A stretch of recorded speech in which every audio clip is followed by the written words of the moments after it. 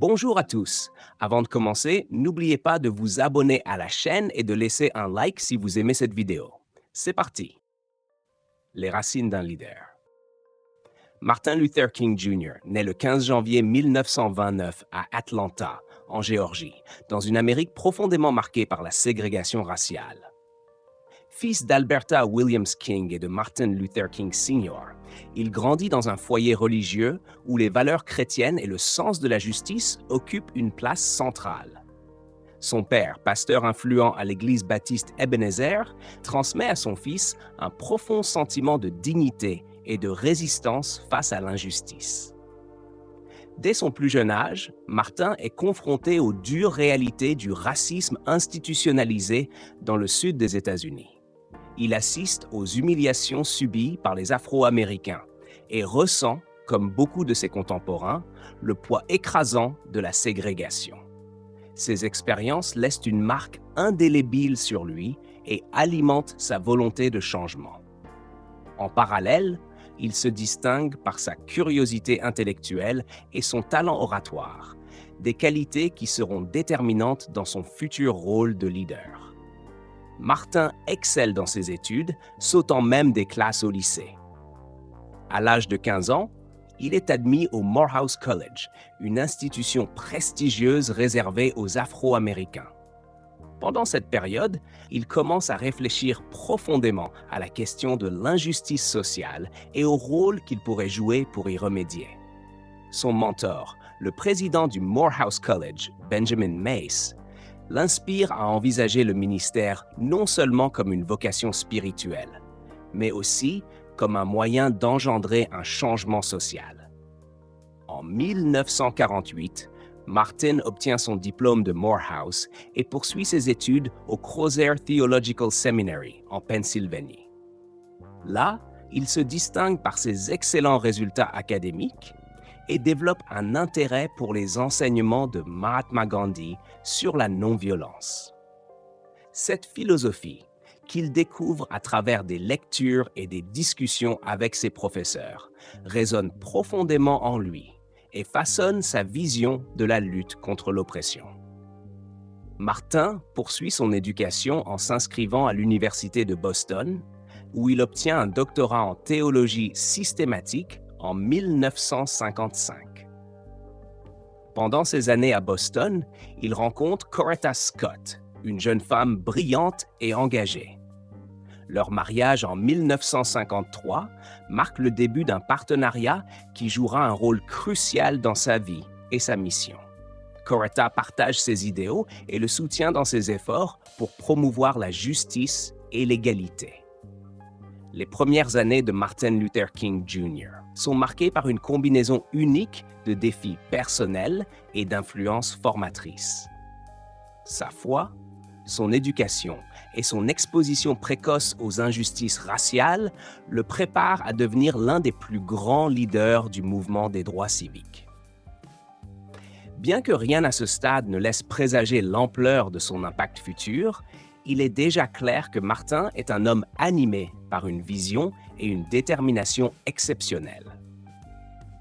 Le combat pour les droits civiques. En 1955, Martin Luther King Jr. se trouve à Montgomery, en Alabama, où il exerce en tant que jeune pasteur de l'église baptiste de Dexter Avenue. C'est dans cette ville, profondément marquée par la ségrégation, qu'un événement décisif va faire de lui une figure centrale du mouvement des droits civiques. Le 1er décembre 1955, Rosa Parks, une femme afro-américaine, refuse de céder son siège à un passager blanc dans un bus, défiant ainsi les lois ségrégationnistes de l'époque. Son arrestation déclenche une vague d'indignation et donne naissance au boycott des bus de Montgomery, une campagne qui va durer plus d'1 an. Martin Luther King Jr., alors âgé de seulement 26 ans, est choisi pour diriger le mouvement. Son éloquence, sa capacité à unir les différentes communautés afro-américaines de Montgomery et sa détermination font de lui un leader naturel. Sous sa direction, le boycott mobilise des milliers de citoyens qui refusent d'utiliser les transports publics malgré les représailles, les menaces et les pressions économiques. Pendant 381 jours, les habitants marchent ou organisent des systèmes de covoiturage pour se déplacer, défiant ainsi les lois injustes avec une discipline exemplaire. Ce boycott marque un tournant dans la lutte pour les droits civiques. En décembre 1956, la Cour suprême des États-Unis déclare illégale la ségrégation dans les bus publics, une victoire majeure qui établit Martin Luther King Jr. comme une figure incontournable de la lutte contre l'injustice raciale. Cependant, cette victoire ne met pas fin aux défis auxquels il est confronté. À plusieurs reprises, sa maison est la cible d'attaques et il est arrêté à de nombreuses reprises pour son implication dans des manifestations pacifiques. Malgré tout, il reste fermement engagé dans la voie de la non-violence. Au-delà de Montgomery, Martin Luther King Jr. élargit son influence en cofondant la Southern Christian Leadership Conference, SCLC, en 1957. Cette organisation, qui réunit des leaders religieux et communautaires du Sud, vise à coordonner les efforts pour mettre fin à la ségrégation et promouvoir l'égalité des droits. Sous sa présidence, la SCLC joue un rôle central dans les campagnes pour l'inscription des Afro-Américains sur les listes électorales, l'intégration des écoles et l'accès égal aux espaces publics. La philosophie de Martin, inspirée par Gandhi et par les enseignements chrétiens, repose sur l'idée que la non-violence est la voie la plus puissante pour combattre l'oppression. Il croit profondément en la capacité de l'amour et de la compréhension à triompher de la haine et de l'injustice. Ses discours et ses écrits, marqués par une éloquence et une passion exceptionnelles, galvanisent des milliers de personnes et attirent l'attention nationale et internationale sur le mouvement des droits civiques. Cependant, son combat ne se limite pas à la ségrégation. Martin Luther King Jr. voit les inégalités raciales comme une partie d'un problème plus large, englobant la pauvreté et l'injustice économique. Il commence à articuler une vision de justice sociale qui transcende les divisions raciales, appelant à une société où l'égalité et la dignité humaine sont respectées pour tous. À la fin des années 1950, Martin Luther King Jr. est devenu l'un des visages les plus emblématiques de la lutte pour les droits civiques. Son courage, son intégrité et sa capacité à mobiliser des masses font de lui une figure respectée et admirée, mais aussi une cible pour ceux qui cherchent à maintenir le statu quo. Alors que les tensions s'intensifient dans tout le pays, il continue à mener des marches, des campagnes et des actions pacifiques, convaincu que le chemin vers la justice est ardu, mais inévitable. I Have a Dream et les grandes victoires. Au début des années 1960, Martin Luther King Jr. est devenu une figure centrale de la lutte pour les droits civiques aux États-Unis. Les tensions raciales s'intensifient à travers le pays, mais le mouvement qu'il dirige gagne en force et en visibilité. C'est une période marquée par des campagnes décisives et des avancées historiques dans la quête de l'égalité raciale. En 1963, une campagne particulièrement importante se déroule à Birmingham, en Alabama, une ville connue pour sa résistance féroce à la déségrégation. Martin Luther King Jr. y mène des manifestations pacifiques pour protester contre la ségrégation et les discriminations persistantes. Ces actions sont brutalement réprimées par les autorités locales, mais les images de la violence exercée contre des manifestants pacifiques, y compris des enfants, choquent l'opinion publique nationale et internationale. Arrêté lors de cette campagne, Martin écrit depuis sa cellule une lettre devenue célèbre, la lettre de la prison de Birmingham, dans laquelle il expose avec éloquence et conviction les principes de la non-violence et la nécessité d'agir face à l'injustice. La même année, un événement marquant rassemble les regards du monde entier, la marche sur Washington pour l'emploi et la liberté.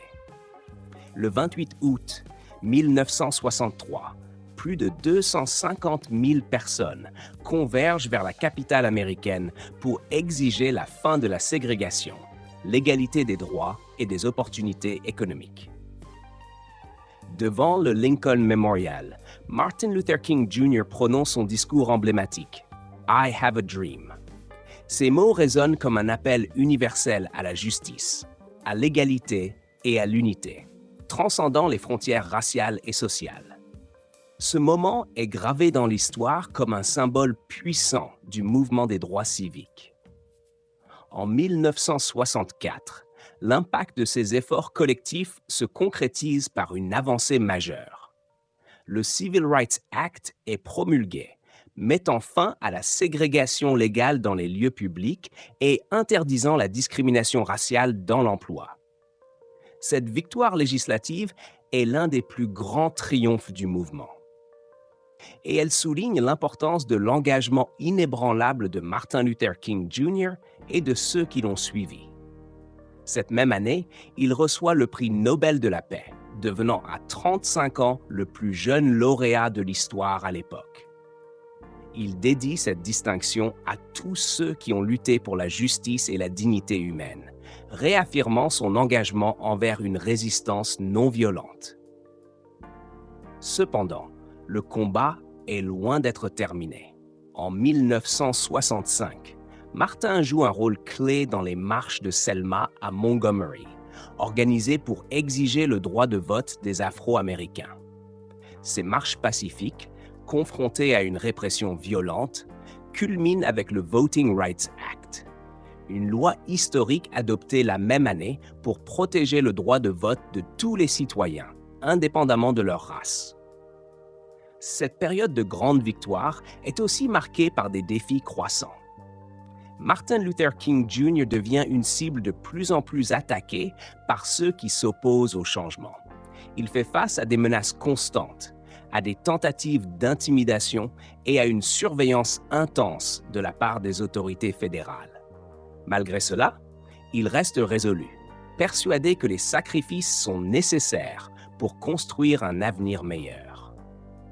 À la fin des années 1960, Martin Luther King Jr. est à l'apogée de son influence. Ses discours, ses actions et son leadership ont transformé le paysage social et politique des États-Unis. Cependant, il est conscient que le chemin vers la justice est encore long et il commence à élargir son combat pour inclure des enjeux économiques et internationaux, anticipant les batailles qu'il reste à mener pour l'égalité et la dignité humaine. La tragédie et l'héritage. À la fin des années 1960, Martin Luther King Jr. élargit son combat au-delà des droits civiques pour inclure des questions plus larges de justice économique et de paix internationale. Convaincu que l'inégalité raciale ne peut être séparée de l'injustice sociale et économique, il lance en 1967 la Campagne des pauvres. Cette initiative vise à rassembler les communautés défavorisées de toute race pour demander des réformes économiques, un accès équitable aux ressources et une lutte contre la pauvreté.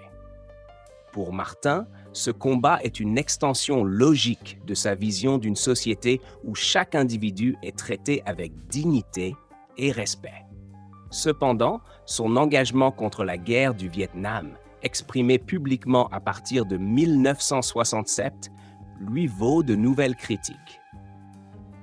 Dans son discours Beyond Vietnam, il condamne l'intervention américaine, soulignant le coût humain et les conséquences dévastatrices pour les communautés marginalisées. Cette prise de position courageuse provoque un tollé, y compris parmi ses alliés traditionnels, qui estiment que s'opposer à la guerre pourrait affaiblir le mouvement des droits civiques. Malgré les critiques, Martin reste fidèle à ses convictions, affirmant que l'opposition à l'injustice doit être universelle. En 1968, Martin concentre ses efforts sur les travailleurs afro-américains de Memphis, dans le Tennessee, qui protestent pour de meilleures conditions de travail et un salaire décent. Le 4 avril 1968, Alors qu'il séjourne au Lorraine Motel pour soutenir leur cause, il est assassiné par balle. Sa mort plonge le pays dans le deuil et provoque des émeutes dans de nombreuses villes américaines, reflétant à la fois la colère et la douleur ressentie par les communautés qu'il a défendues. L'assassinat de Martin Luther King Jr. marque la fin d'une vie extraordinaire, mais son héritage continue de résonner bien au-delà de son époque. Ses idées et ses actions ont transformé les États-Unis, entraînant des changements législatifs qui ont ouvert la voie à une société plus juste. Cependant, il laisse également derrière lui un travail inachevé, rappelant que la lutte pour l'égalité et la justice est une tâche constante. En 1968, le Congrès adopte la loi sur les droits civiques, également connue sous le nom de Fair Housing Act, interdisant la discrimination dans le logement. Bien que ce soit une victoire importante, les défis que Martin avait identifiés, inégalité économique, violence systémique et discrimination institutionnalisée, restent des questions centrales dans le débat public, même des décennies après sa mort. L'héritage de Martin Luther King Jr. va au-delà des frontières des États-Unis. Son message de non-violence, de justice et d'unité inspire des mouvements pour les droits humains à travers le monde.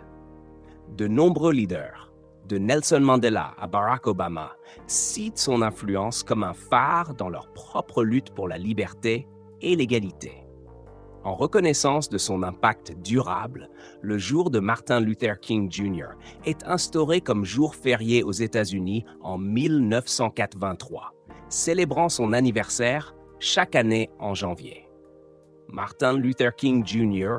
incarne l'idée que le changement est possible lorsque des individus ordinaires s'unissent pour lutter contre l'injustice. Son assassinat tragique n'a pas éteint son rêve d'une société où les gens sont jugés par leur caractère plutôt que par la couleur de leur peau. Au contraire, il a renforcé la détermination de ceux qui continuent de marcher sur ses traces, faisant de son nom un symbole universel d'espoir, de courage et de résilience. Si vous avez aimé cette vidéo, n'oubliez pas de laisser un like et de vous abonner à la chaîne pour ne rien manquer des prochaines aventures. Merci pour votre soutien.